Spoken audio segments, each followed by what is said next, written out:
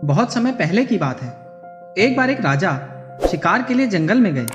शिकार के पीछे भागते भागते राजा रास्ता भटक गए। भटकते भटकते उन्हें रात हो गई। दूर जगह उन्हें एक रोशनी दिखाई दी। वे रोशनी की तरफ आगे बढ़े। वहां झोपड़ी में एक बुजुर्ग बैठा हुआ मिला। राजा ने उससे रास्ता पूछा और कहा कि तुम यहाँ क्या करते हो। बुजुर्ग ने जवाब दिया कि मैं जमींदार की खेती की रखवाली करता हूँ। बदले में मुझे एक पाव आटा रोज का मिलता है।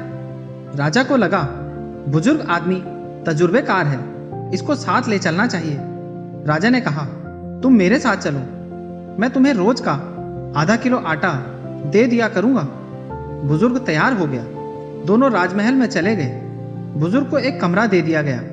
बुजुर्ग वहीं आराम से रहने लग गया। एक दिन एक घोड़े का व्यापारी घोड़े बेचने आया। राजा को एक घोड़ा बहुत पसंद आ गया। उसने सोचा कि इसमें बुजुर्ग की राय भी ले ली जाए। उसने बुजुर्ग को बुलाया और कहा, यह घोड़ा कैसा है। बुजुर्ग ने घोड़े के शरीर पर हाथ फेरा और बताया कि घोड़ा बहुत सुंदर है, पर गहरे पानी में घोड़ा बैठ जाएगा। राजा ने बुजुर्ग की सलाह को न मानते हुए घोड़ा खरीद लिया।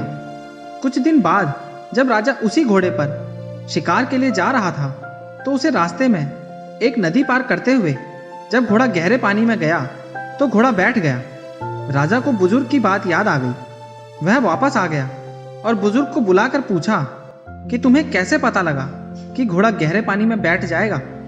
बुजुर्ग ने बताया कि जब मैंने घोड़े के शरीर पर हाथ फेरा तो मुझे उसके जिगर में गर्मी महसूस हुई, जिससे लगा कि घोड़ा गहरे पानी में बैठ जाएगा। राजा ने घोड़े के व्यापारी को बुलाकर कारण जानना चाहा। व्यापारी ने कहा कि बचपन में इस घोड़े की मां मर गई थी, तो इसे भैंस का दूध पिलाकर पाला है, जिससे इसके जिगर में गर्मी हो गई है।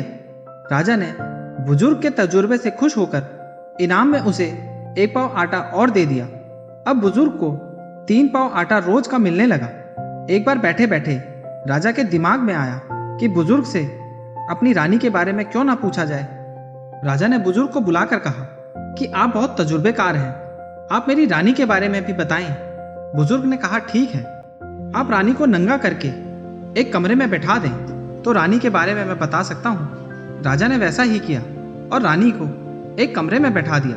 बुजुर्ग ने जैसे ही कमरे का दरवाजा खोला, रानी अंदर को भाग गई। बुजुर्ग वापस आया और राजा को बताया कि रानी किसी वैश्या की बेटी लगती है। राजा ने अपनी सास को बुलाकर सख्ती से पूछा तो उसने बताया कि उसकी कोई औलाद नहीं थी, इसलिए उन्होंने इस बेटी को एक वैश्या से गोद लिया था।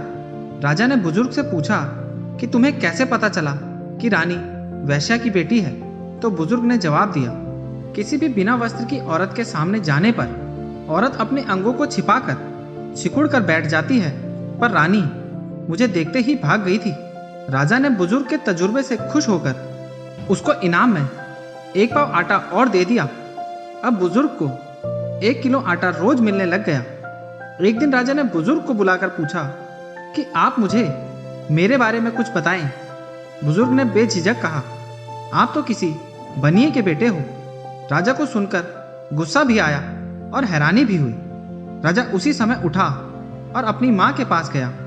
तलवार अपनी गर्दन पर रखकर बोला, माँ, सच सच बता कि मैं किसका बेटा हूँ, नहीं तो मैं अपनी जान दे दूंगा।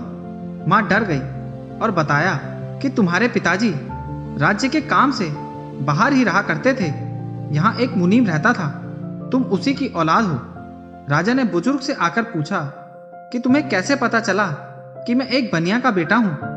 बुजुर्ग ने जवाब दिया कि मैंने आपको लाख लाख टके की एक एक बात बताई और आपने उसकी कीमत क्या रखी, 1 पाव आटा, जिससे इस बात का पता चलता है कि आप एक बनिए के बेटे हैं। राजा ने बुजुर्ग के तजुर्बे से खुश होकर बुजुर्ग को अपने मंत्रिमंडल में शामिल कर लिया।